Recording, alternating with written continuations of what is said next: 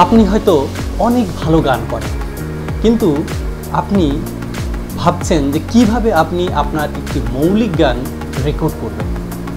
তো সেই বিষয়ে আমি আপনাকে একটু হেল্প করতে পারি, অর্থাৎ কিছুটা ধারণা দিতে পারি যে আপনি মৌলিক গান কিভাবে তৈরি করবেন। প্রথমে আসুন, আমাদের একটি মৌলিক গান করতে গেলে প্রথমেই লাগবে লিরিক্স, অর্থাৎ গান যারা লেখে গীতিকারকে আপনার লাগবে। আর আপনি যদি নিজে লিখতে পারেন তাহলে তো হয়েই গেল। তো গীতিকার প্রথমে আপনাকে গানটি সুন্দর করে লিখে দেবে, হতে পারে মডার্ন গান অথবা ফোক। বর্তমানে কিন্তু আমাদের যে ধাঁচের গান চলছে সেখানে গানের স্থায়ী এবং 2 অন্তরা বিশিষ্ট গান এখন আমাদের বর্তমানে চলছে। সেক্ষেত্রে স্থায়ীর মধ্যে কিন্তু গানের ব্রিজ লাইন থাকে।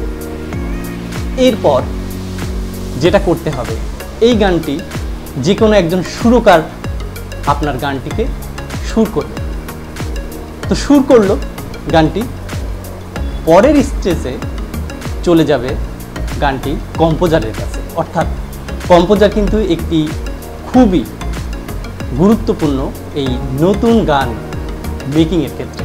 তো সেক্ষেত্রে কম্পোজার যদি আপনি কম্পোজারকে বলবেন যে আপনি কী ধরনের গানটি কী ধরনের চান, অর্থাৎ মিউজিক কেমন চান, অথবা কম্পোজার আপনাকে একটি ডেমো ভয়েস দিয়ে গানটি প্রাথমিক লেভেলে আপনাকে করে দেখাবে।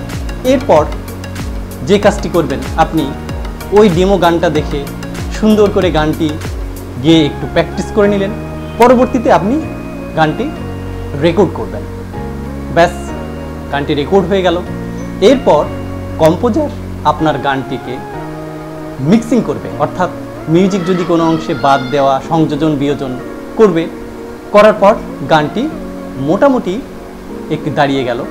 এরপর গানটি যখন ফাইনালি হয়ে যাবে তখন কাজ হচ্ছে মাস্টারিং করা, অর্থাৎ গানটি মাস্টারিং হয়ে গেল।